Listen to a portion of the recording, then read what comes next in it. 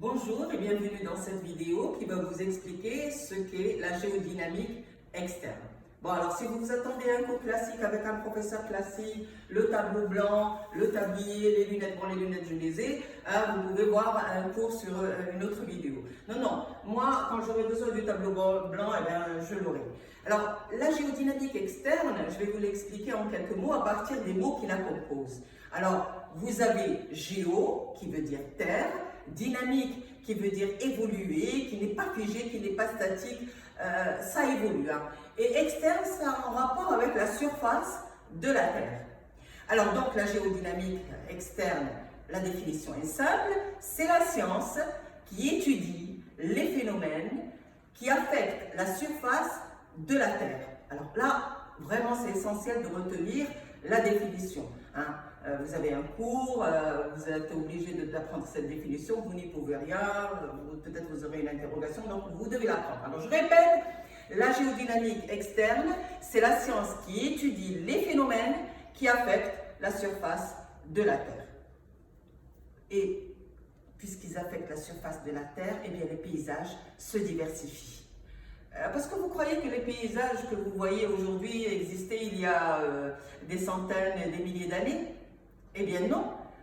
Vous allez dire, oui, c'est la même chose depuis que je suis née, les parents vont vous dire la même chose. Mais nous ne sommes pas à l'échelle des temps, du temps humain, nous sommes à l'échelle des temps géologiques. Et les temps géologiques, c'est en centaines, voire des millions d'années, etc. Donc peut-être qu'il y avait une mer là où vous étiez, peut-être qu'il n'y avait pas de montagne là où vous étiez, donc ça évolue.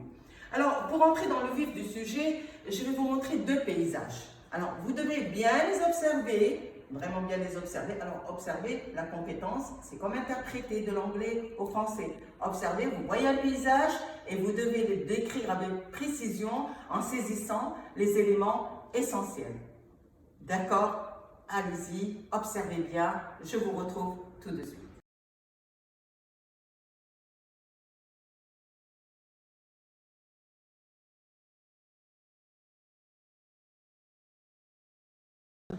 Alors, vous avez bien observé ces paysages? Ils sont fabuleux, n'est-ce pas? On aimerait bien être ailleurs au lieu d'être enfermés, vous et moi, dans une, je ne sais pas où vous êtes, dans une chambre ou en classe. Peut-être que le professeur a décidé de montrer ma vidéo.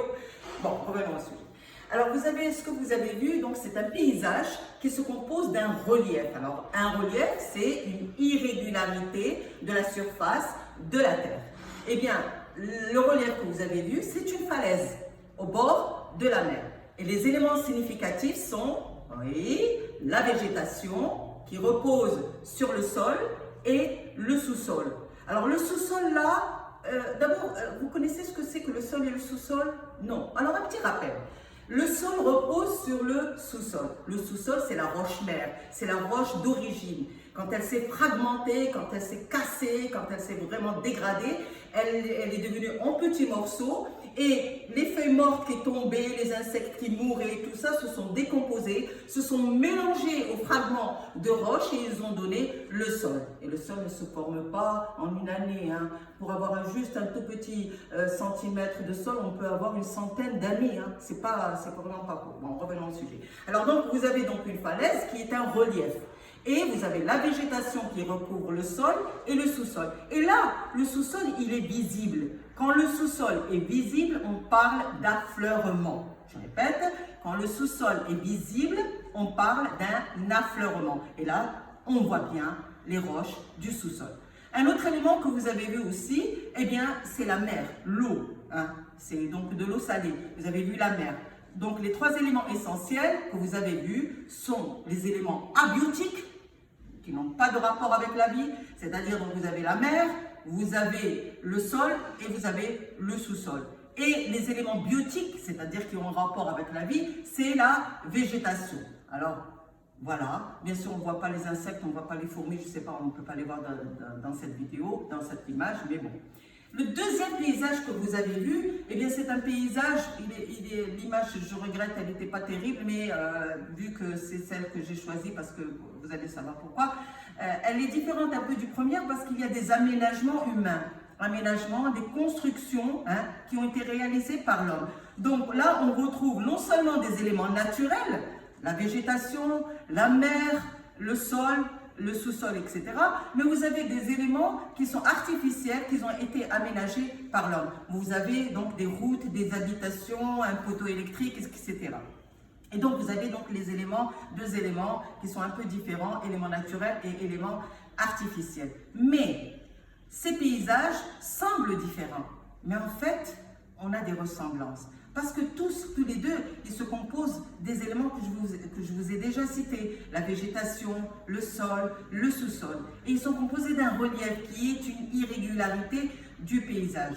Alors maintenant, la question qui se pose pour le géologue, qui étudie donc la géologie externe, et vous-même, la question qui se pose, c'est pourquoi les paysages sont différents?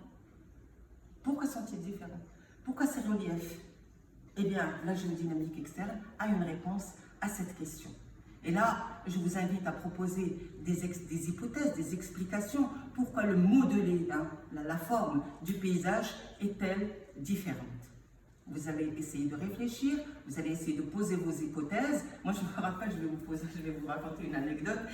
Quand j'ai montré la photo de la falaise à certains de mes élèves, et quand je leur ai dit, regardez la falaise, comment elle est, on a une roche ici, on a vraiment un trou béant ici, à quoi ça peut être dit? Il y avait un élève qui m'avait dit, eh bien, l'hypothèse, c'est que peut-être que les fourmis, elles ont attaqué la roche. Alors moi, je me suis imaginé une fourmi avec un marteau-piqueur et hop, hop, hop, hop, hop, hop, et elle fait un trou. Non, non, vous devez poser des hypothèses quand même un peu valides, des hypothèses qui ont un sens quand même, qui expliquent. Alors, la première étape pour faire de la géologie externe, c'est de faire une sortie. Alors là, on n'y échappe pas. J'espère que les professeurs que vous avez, le professeur que vous avez, vous a fait une sortie. Ah, vous adorez les sorties. Moi, je sais que les élèves adorent la sortie. C'est les selfies par là, la musique par là. Non, non, non. Une sortie géologique, c'est vous allez étudier. C'est agréable pour nous aussi, mais quand même, il faut bien l'étudier. Alors donc, la sortie géologique se prépare. Et la première chose qu'on fait dans une sortie, c'est de localiser l'endroit où l'on va. Si on ne localise pas, on peut se perdre. De savoir les dangers que présente ce site, etc. De l'étudier à fond. Le professeur, ne vous en faites pas, il est parti avant vous, il a bien étudié le site et il va vous emmener. Et localiser l'endroit, eh bien, on a besoin les élèves me disent on a besoin de notre téléphone, il y a la géolocalisation, il y a tout. Et quand je leur dis peut-être que le téléphone, vous n'avez pas de réseau, ils me disent non, etc. Non, le téléphone, c'est pas fait pour situer, vraiment localiser un site qui a des reliefs. Non, vous avez besoin d'une carte.